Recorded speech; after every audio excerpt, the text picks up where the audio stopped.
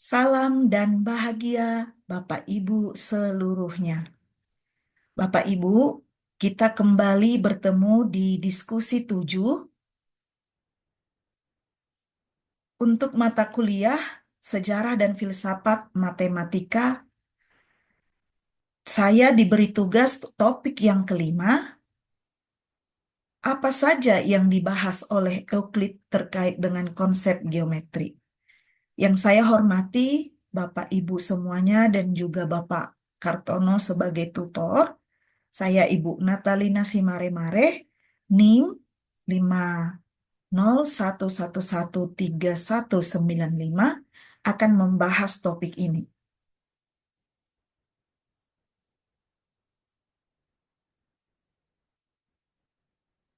Apa saja yang dibahas oleh Euclid terkait dengan konsep geometri? Nah, Bapak Ibu, Euclid adalah seorang matematikawan Yunani yang hidup sekitar abad ke-3 sebelum Masehi. Dikenal sebagai Bapak Geometri karena karyanya yang sangat berpengaruh yaitu Elemen. Buku ini terdiri dari 13 buku yang membahas berbagai konsep dasar dalam geometri dan matematika secara umum.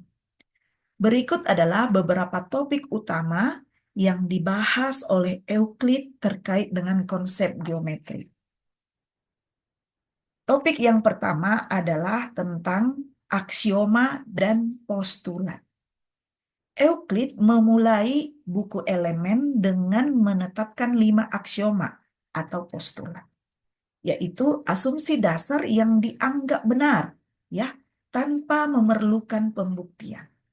Aksioma ini adalah landasan semua teorema yang ia buktikan.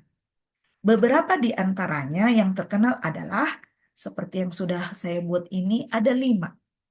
2 titik dapat dihubungkan oleh 1 garis lurus.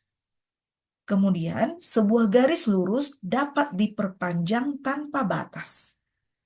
Yang ketiga, untuk setiap titik dan setiap jarak tertentu dapat dibuat sebuah lingkaran dengan pusat pada titik itu.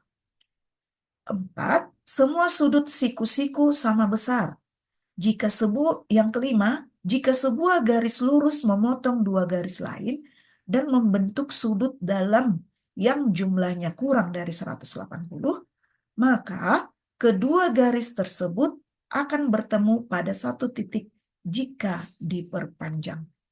Nah, Bapak Ibu, postulat kelima ini yang juga dikenal sebagai postulat paralel merupakan salah satu yang paling terkenal karena menjadi dasar geometri Euklidean serta menjadi titik awal pengembangan geometri non-Euklidean di kemudian.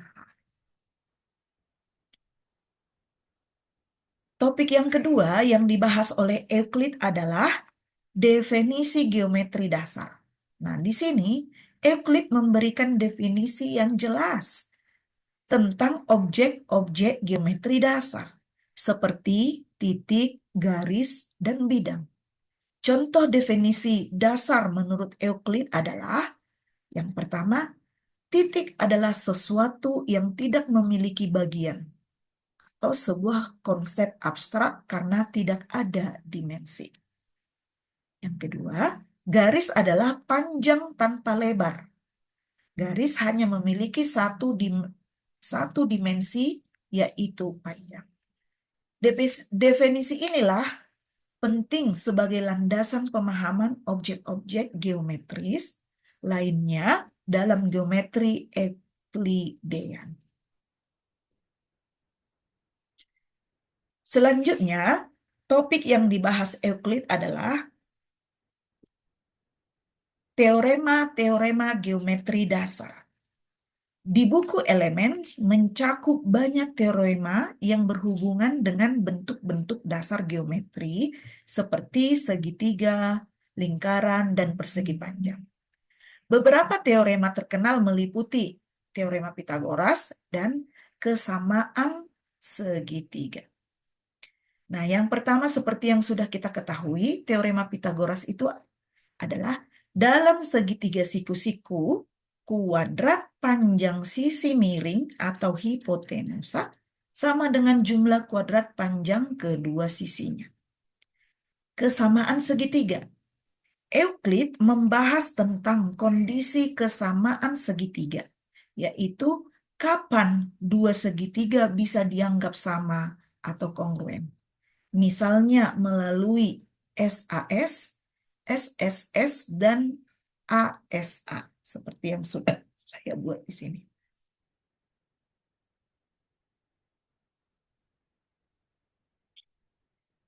Selanjutnya, topik yang dibahas oleh Euclid adalah sifat-sifat bangun geometri.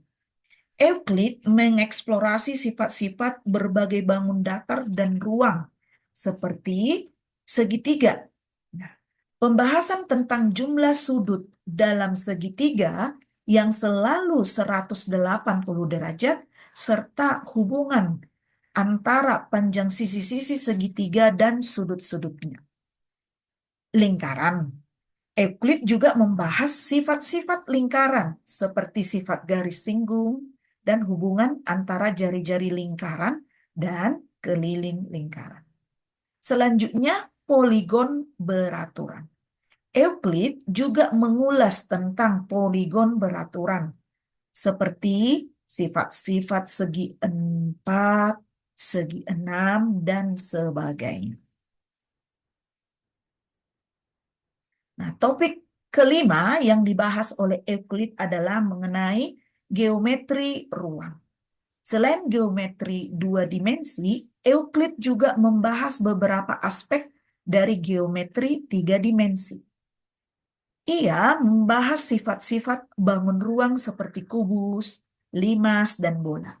Beberapa konsep geometri ruang yang dibahas meliputi volume, luas permukaan, dan proporsi antara elemen-elemen dalam bangun ruang.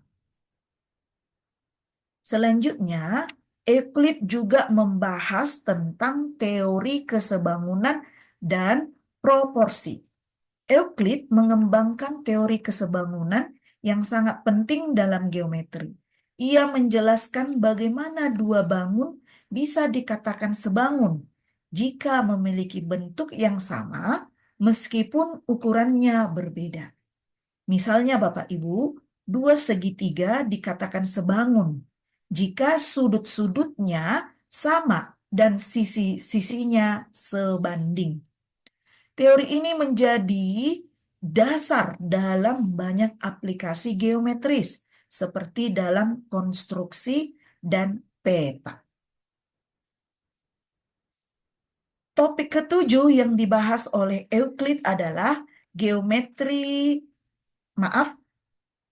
topik yang ketujuh yang dibahas oleh Euclid adalah aritmatika geometris. Di beberapa bagian di buku Elements, Euclid juga membahas hubungan antara aritmatika dan geometri. Misalnya, ia menghubungkan bilangan dengan panjang garis atau luas bidang.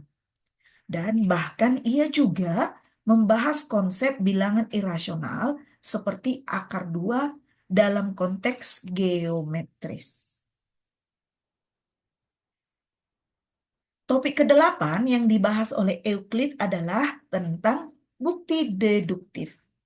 Salah satu kontribusi terbesar Euclid adalah metode deduktif dalam pembuktian teorema. Setiap teorema di Elements dibuktikan secara logis berdasarkan aksioma, postulat, dan teorema yang sudah dibuktikan sebelumnya. Metode ini menjadi dasar pendekatan matematika modern dan ilmu pengetahuan secara umum. Topik ke-9 yang dibahas Euclid adalah tentang bangun geometri khusus. Euclid juga mengulas tentang bangun-bangun geometri khusus, seperti 5 bangun platonik, polihedron beraturan, yang hanya terdiri dari 5 jenis, tetrahedron, heksahedron atau kubus, oktahedron, dodekahedron, dan ikosahedron. Bangun-bangun ini sangat penting dalam geometri 3 dimensi dan dalam matematika serta filsafat Yunani kuno. Bapak Ibu, ada 9 topik yang dibahas oleh Euclid. Dari ke-9 ini, saya menyimpulkan bahwa Euclid dalam bukunya membahas berbagai aspek geometri, mulai dari konsep dasar seperti titik dan garis hingga teorema yang lebih kompleks tentang kesebangunan dan bangun ruang. Karyanya yang mengintegrasikan pembuktian deduktif menjadikan geometri sebagai disiplin ilmu yang sangat terstruktur dan logis, yang pengaruhnya terus dirasakan hingga sekarang. Demikianlah Bapak Ibu diskusi yang ke-7 ini, di mana saya membahas topik yang ke-5. Semoga bermanfaat. Salam dan bahagia.